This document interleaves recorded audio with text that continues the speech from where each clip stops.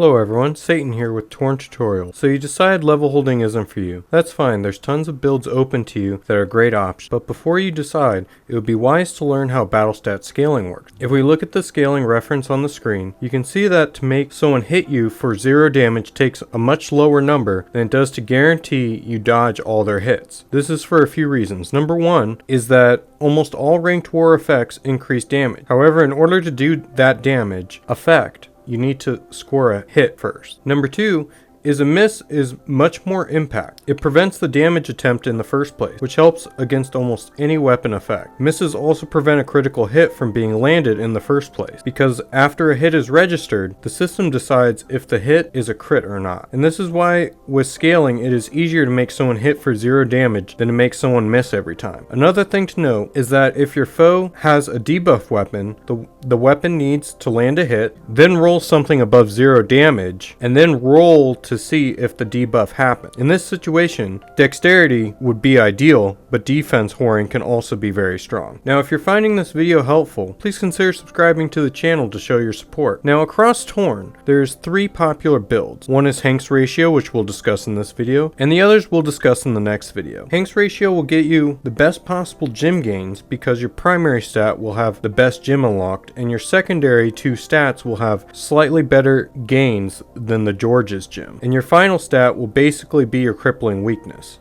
In Hank's Ratio, it is best to pick either defense or dex as your primary stat because the strip club job perks are incredibly powerful. The only comparable job that increases your offensive perks is the furniture store, and it does not have an increase to weapon damage, whereas the strip clubs have defensive perks against melee weapons. Furthermore, the furniture store does not have a boost to the strength needle, whereas the strip clubs have boost to needles, and needles are huge in the late game. Speed is the worst choice because no jobs in Torn really help heavy speed users. However, keep in mind what I said in the beginning of the video about weapon effect. Also, if you use a jackhammer for example, you would be wise to invest slightly more in speed than strength. And likewise, if you use an Armalite, it would be best to invest a little more balance between strength and speed. Most of the meta weapons in Torn fall into 3 categories. You got very balanced weapons where you want to keep a balance in between strength and speed, and then you got unbalanced weapons like for instance the jackhammer, which favors more damage than accuracy. So you want to kind of make your battle stats match your weapon to make them shine the best.